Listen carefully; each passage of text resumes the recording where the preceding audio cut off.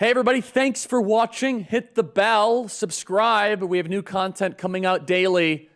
Make sure you subscribe. God bless you guys. And there's something very suspicious happening, and it's unfolding in front of our very eyes. Yes, we will talk about how Donald Trump's court date is set in the midst of the primary election.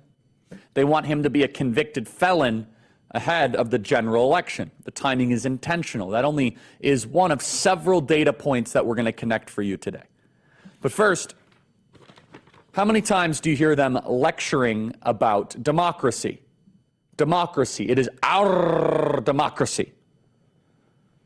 In reality, what they call democracy is really a group of insiders calling the shots while you get poorer, your freedoms evaporate, your liberties disappear.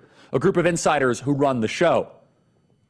In the Woodrow Wilson administration, who is a prime villain of liberty and the Charlie Kirk show, if there were to be a villain, even more than FDR, Woodrow Wilson really was the man who set this all in motion. He never should have been president.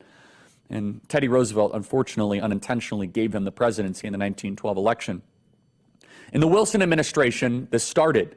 It began as a challenge, a refutation of the founding fathers who were rooted in antiquity, understanding that a government must be built on wisdom and prudence, deliberative, decision-making, slow, intentional, with a preference on human and natural rights. Woodrow Wilson wanted to get rid of that. He said, why would we allow politics get into the science of the administration? And this is where we get the idea of political science Woodrow Wilson brought forward. For most of your life, you have been living through an oligarchy masquerading as a representative government. A small, tiny, untouchable, sometimes unknown group of insiders that seem to always be one step ahead of us, whether it be on COVID, lockdowns, 2008 financial crisis, Ukraine, Russia.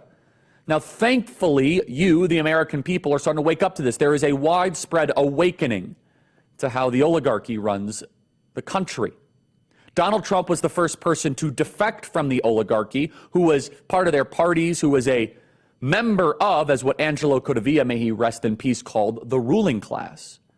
He defected from the ruling class, went down the golden escalator, and waged war on them. His infantry, you, the American people. Of course, it was a metaphorical war, political war, and trying to challenge this 100-year project.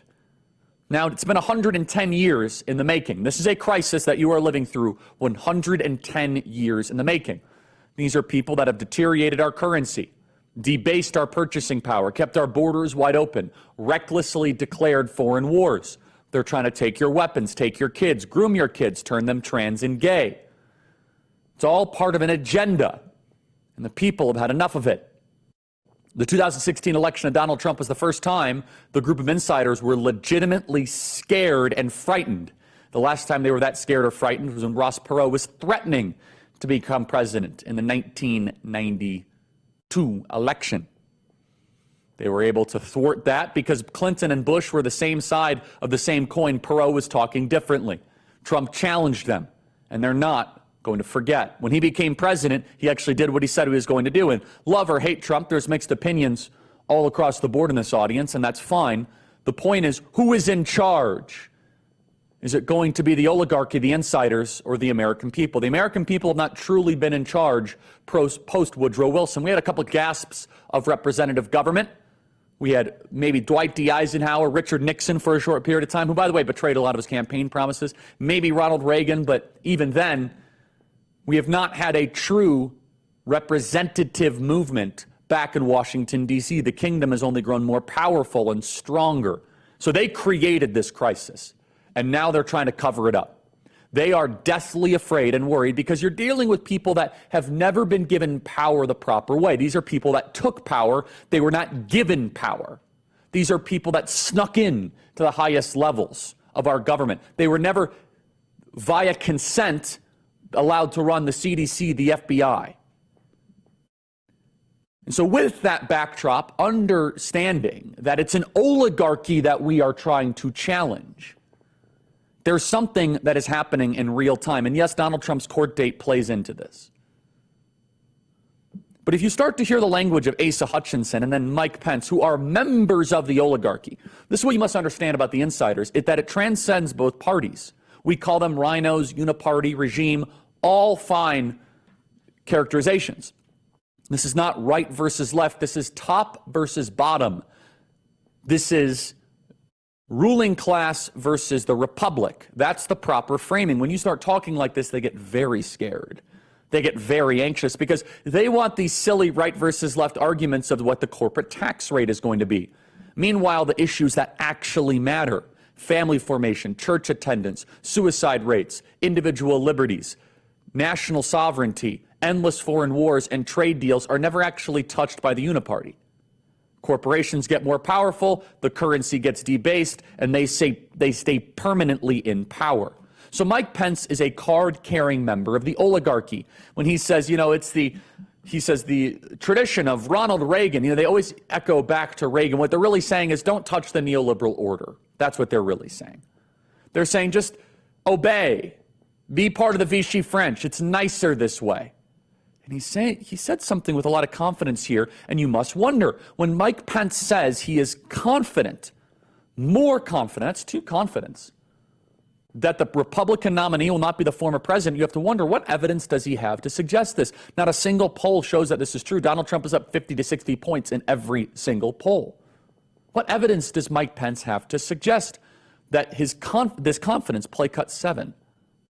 I remain confident, more confident after Wednesday night, that the Republican nominee will not be the former president, that we're going to give the American people a standard bearer for the GOP that's going to be able to lead us to victory against Joe Biden and the radical left.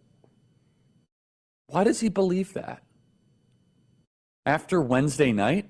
Was there some sort of meeting that happened Wednesday night that we're not aware of? Like clockwork, the New Hampshire Secretary of State is entertaining keeping Donald Trump off the ballot. This is a Republican Secretary of State, by the way. A former New Hampshire Senate candidate, endorsed previously by Donald Trump, is now vowing to file litigation to keep Donald Trump off the state's primary ballot, a move that could lead to neither of the presidential frontrunners being on their party's ticket in the key battleground state. Bryant Corky Messner says the former president is not constitutionally qualified to serve again based on the allegation that he incited the protests at the U.S. Capitol on January 6, 2021. The Secretary of State of New Hampshire is David M. Scanlon. And based on ABC News, David Scanlon is entertaining this legal theory. Do you see how quickly this happens? A week ago, we were covering the New York Times articles. There were 3 or 4 articles that happened simultaneously. Of course this was coordinated. And by the way, this is evidence of a conspiracy. In the criminal code, a conspiracy is 2 or more people working in harmony to do a certain thing. That is what a conspiracy is. So you have 4 different op-eds, one that says we have to get rid of elections, one that says that we vote too much, one that said New York Times and The Atlantic had a similar version of the same theme, which is that Donald Trump should not be allowed a ballot based on the 14th Amendment. And now you have Secretary of States entertaining it. That's just in 1 week. Wake up, everybody. They have a plan, and it does not involve elections. Before they even get to the general election, they want to try to prevent Donald Trump from being on the primary ballot. And we identified something that Asa Hutchinson said in the debate last week that has gone viral, where he might have told us the entire plan, but we know the playbook of the oligarchs. Elections are an annoyance to them. The insiders believe elections are too risky. They don't want you to have a voice. They would rather say that Donald Trump himself is not allowed on the ballot. That is the game plan right now.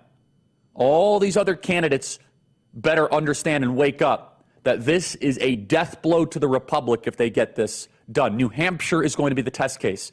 We'll talk more about that in just a second, including Mr. Hutchinson's comments that were all too revealing.